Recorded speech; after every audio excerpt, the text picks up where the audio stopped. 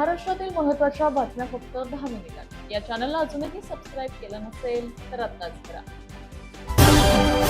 एनटीपीसीएल सह 4 कंपन्यांनी मंगळवारी राज्य सरकारसोबत 6.5 लाख कोटी रुपयांच्या गुंतवणुकीचे सामंजस्य करार केले आहेत। मुख्यमंत्री देवेंद्र फडणवीस यांच्या उपस्थितीत झालेल्या या करारातून 25,400 मेगावॅट अणुऊर्जा निर्मिती आणि 1,23,500 रोजगार निर्माण होणे अपेक्षित आहे। देशातील औषध विक्रेत्यांनी आज देशव्यापी संपाची घोषणा केली आहे। ऑनलाईन औषध विक्रीवर बंदी आणावी या प्रमुख मागणीसाठी हा बंद पुकारण्यात आलाय। राज्यातील तब्बल 1,25,000 विक्रेते या संपात सहभागी होणार आहेत। 2019 पूर्वीच्या वाहनांना HSRP नंबर प्लेट बंधनकारक करण्यात आली असून अद्यापही काही वाहन चालकांनी HSRP नंबर प्लेट बसवलेली नाहीये। आता या वाहन चालकांना 30 जून पर्यंत अंतिम मुदतवाढ देण्यात आली असून 1 जुलै पासून नंबर प्लेट नसलेल्या वाहनांवर कारवाई केली जाणार आहे। राज्याचे उपमुख्यमंत्री एकनाथ शिंदे हे सध्या दिल्ली दौऱ्यावर गेले आहेत। या दौऱ्यात ते दिल्लीतील वरिष्ठ नेत्यांना भेटणार आहेत। त्यांच्या या दिल्ली दौऱ्यात महत्त्वाच्या बैठका आणि राज्यातील विविध प्रश्नांवर चर्चा होण्याची शक्यता व्यक्त केली जाते।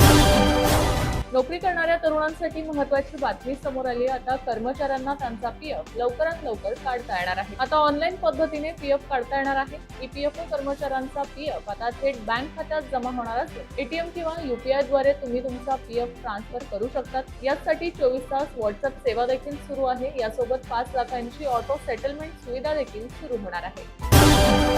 महाराष्ट्रातील विदर्भासह राजस्थान, दिल्ली आणि उत्तर भारतामध्ये गेल्या काही दिवसांपासून उष्णतेची लाट आली होती, पण नागरिकांना आता दिलासा देणारी बातमी हवामान विभागाकडून देण्यात आली आहे। हवामान विभागाने 13 राज्यात पावसाचा इशारा दिलाय। जोरदार वाऱ्यासह चक्रीवादळाचा इशारा IMD कडून देण्यात आलाय। पुढील 15 तासात मुसळधार ते अतिमुसळधार पाऊस कोसळू शकतो अशी शक्यता वर्तवण्यात आली आहे। पंतप्रधान नरेंद्र मोदी यांनी भारताला ऊर्जा संपन्न राष्ट्र बनवून देशात शून्य कार्बन उत्सर्जन करण्याचे उद्दिष्ट ठेवले आहे। या उद्दिष्टपूर्तीसाठी महाराष्ट्र पुरेपूर प्रयत्न करीत आहे। स्वच्छ ऊर्जा निर्मिती क्षेत्रात राज्यात येणारी गुंतवणूक ही देशाला संपन्न ऊर्जा राष्ट्र बनवण्यासाठी निश्चितच बळ देणारी ठरणार आहे, असा विश्वास मुख्यमंत्री देवेंद्र फडणवीस यांनी व्यक्त केलाय। राज्यात अणुऊर्जा निर्मिती क्षेत्रामध्ये गुंतवणूक करण्यास इच्छुक असलेल्या कंपन्यांना शासनाच्या वतीने संपूर्ण सहकार्य करण्यात येईल अशी ग्वाही देखील मुख्यमंत्र्यांनी दिली आहे। बोंधूबाबा अशोक खरात याला 70 कोटी रुपयांच्या मनी लॉन्ड्रिंग प्रकरणात ईडी कडून अटक होण्याची शक्यता आहे। विशेष PMLA न्यायालयाने खरात याला अटक करण्याची परवानगी दिली आहे। बलात्कार आणि फसवणुकीसह विविध गुन्ह्यांमध्ये खरात आधीच अटकेत आहे।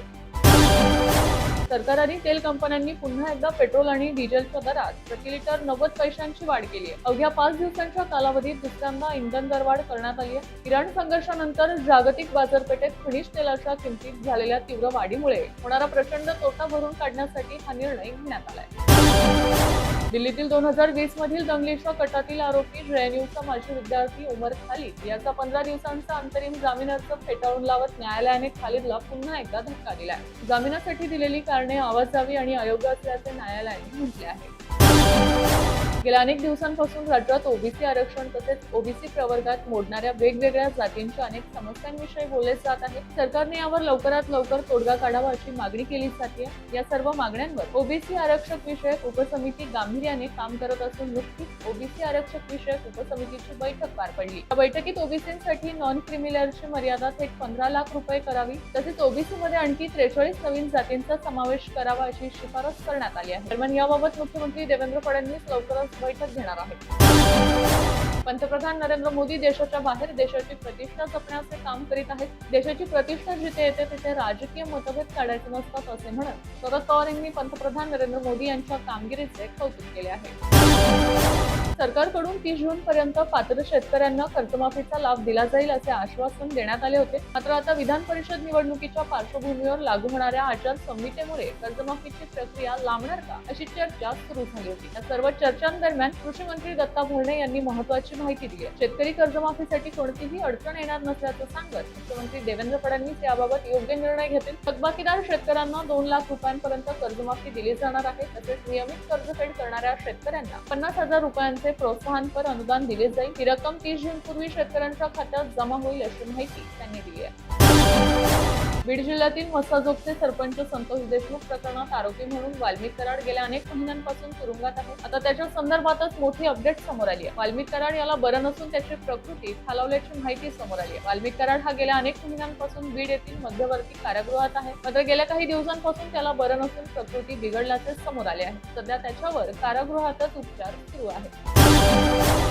रिझर्व्ह बँक ऑफ इंडियाने महाराष्ट्रातील फलटण येथील द यशवंत सहकारी बँक या सहकारी बँकेचा परवाना रद्द केला. बँकेकडे पुरेशी भांडवल क्षमता आणि उत्पन्नाची शक्यता नसल्याने आणि बँकिंग नियमन कायद्याच्या काही तरतुदींचे पालन करण्यात अपयश आल्याने ही कारवाई करण्यात आल्याची माहिती आरबीआयने दिली आहे.